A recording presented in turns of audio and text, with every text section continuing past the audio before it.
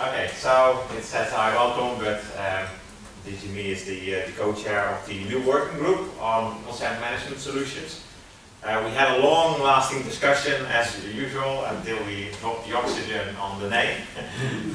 We eventually went to consent management solutions, and specifically we're focusing on best current practice. We're not trying to invent the whole system as a whole from the start. That's impossible. We just first see the different areas that really are changing the idea of consent in a way. So the Kantara Consent Management Solutions Working Group has the goal of developing consent and privacy guidelines and standards. So that's the goal. Specifically guidelines and standards. So if you look at what's already in the world, then there are some guidelines coming from different sources, often from a different area. So maybe from regulations, GDPR, or some PSD2, some from HIPAA, and others. So what we've seen is that there are many of those, but this, and they look at to each other, so there is a similarity to a lot of them, but they're not brought together. We're trying to integrate basically these guidelines and these standards.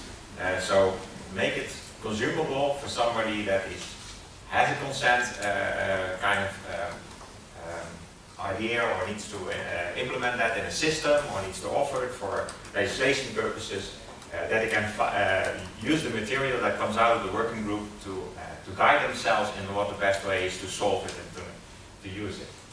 And then eventually, throughout the entire customer lifecycle journey, because consent is not something that is a single thing that you consent to at the start. You will see that during the whole consumer lifecycle, or customer lifecycle, at a customer or at a government organization, that consent will change. The scope of use of the data will change, and the user will change its consent. Maybe give more consent, maybe give less consent. It's a constant thing. So why is this typical topic of consent now coming up, and why are there so many people interested in it? Well, it's not only because of the GDPR. There was already a consent working group before the GDPR basically existed or came across. Consent is a long-lasting thing, and it is coming from the GDPR, where we've seen it put on paper in legislation. That always helps. Also for PSD2, where we see that there is consent needed to exchange information from, for instance, your bank account number to a third party that does some advising on that. We've seen it in IoT, where you need to have consent to process your personal data to give you maybe advice on something like house heating or your health, things like that. And we've seen it, it's already mentioned in UMA. And these are just a couple of them. You can add HIPAA, you can add a lot of legislation that is around the world, and consent is really all. Now, there is no real definition of consent, so we'll find one. I guess we can get close to that, but we're not agreed one. We're not going to try to agree on that one, but at least we want to bring the best practices together. So, not define already a complete solution for it. So the initial scope of the working group, well, first we start collecting anything that there is there in the world around consent, in that different legislation, what they really mean by consent in that way. We're going to look at the jurisdictions and regulations. So we know some things you can't get around. If it's GDPR and there's a certain consent thing, you can't mingle around. What's there is there. There may be a guidance from an organization that how to interpret it, but that's basically it. So we're going to collect that, bring that also together.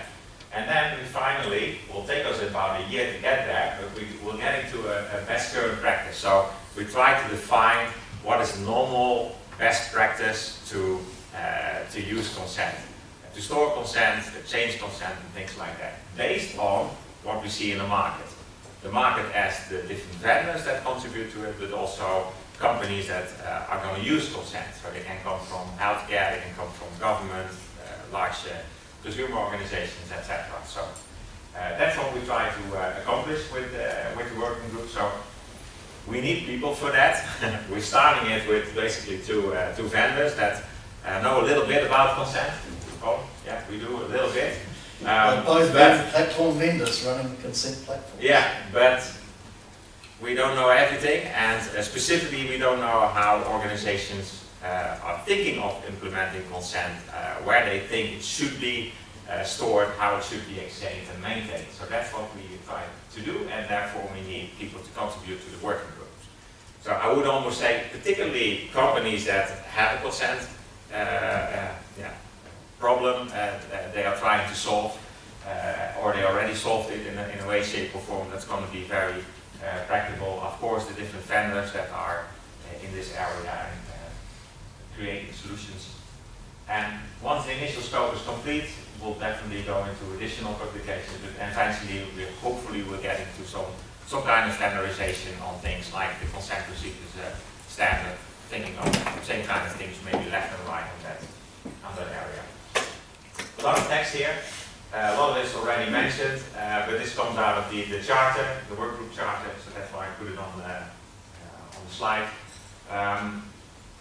Important to mention that it is about the publication describes the practices used by leading organizations to manage the full life cycle of an individual's consent to process their personal data. That's basically what we try to get around with. So that's really a useful document organizations can use, and not something that is academic or something that is for standardization of vendors in the consent management area. That will also be the outcome eventually, but the idea is to get to that. And life cycle stages, privacy notice, prompt for acceptance of terms, collection of consents, just to name a few. And eventually it can be used as a basic for a conformity assessment scheme, like this, when Colin mentioned how the Kantara basically works. Eventually it can go to that kind of results where you can get a certification on, but I think that will be a couple of years. Yes, we will. Yeah. The audience, organizations that collect personal information using individual consent for processing, which means it's almost half of the world if you look at it. If big organizations have 100,000 millions users they may have into their data store, the CRM system, etc. And they have to process certain data that they can't do for the minimum allowed service, meaning that for GDPR they need to ask consent. So that part is already very big. Then the identity providers, financial providers, CIA providers like us, and organizations specifically in that area of consent back my data, the Internet of Me, so where you basically own your own identity and you share information with others. Then privacy and information commissioners and regulators, because of the regulation that is involved, some things can't change. And then eventually the platform providers on consent management. So, but I think this really starts from the top. The most important one is to get these best practices. So I would always say to start there. Doing this together with DGME, chair and co-chair, with Julian Ranger, known person in this area. Very happy with that. Andrew, I think, is also known person for people that follow Kantara a while. He will be our secretary and editor. I don't know if already decided that one. We will be coming together. I think now it's twice a week on the Monday evening. Yeah, it depends on where. It's 6 o'clock, so that's just evening. But we can circle around the time to make it work for everybody. We'll probably in the beginning we'll go to once every week schedule, knowing that not everybody can attend. So then you will have to you will be in the working group more or less once every 2 weeks, and we'll make notes for that. So 12 months. So it's quite a short time to come up with quite some material on this. Meaning we need hands, brains, and contribution. So ask me, ask Colin, whoever, if we're there in the break to attend to the working group. I have some slides now. I'm not going to present because of the time, but just to land on where is consent within GDPR. I think most people know. There's also explicit consent, which makes it even more complicated. Then for PSD2, I don't know how many people know PSD2. Somebody that doesn't know PSD2? Okay, that's So this is something that comes up in the banking area, where you exchange information, maybe to third payment providers for doing payments, but also more or less advisors, where you can give your information that comes from bank or pension funds, etc. And that goes to one single data store. You have to give consent on for them processing that data and giving you an advice or offer you a product. Meaning there's a consent, and there's even double consent because of the GDPR. So this is a very, very heavy consent topic, maybe even more heavy than GDPR.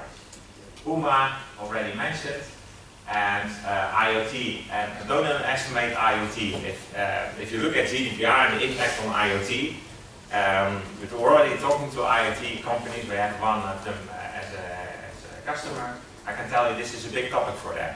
If you really want to process personal information about somebody's household or somebody's health, then you're in this area that you need to get that consent because of the GDPR.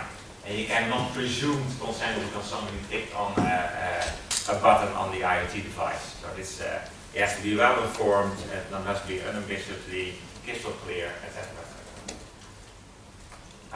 Then, not just to already, oh I see, something goes wrong there.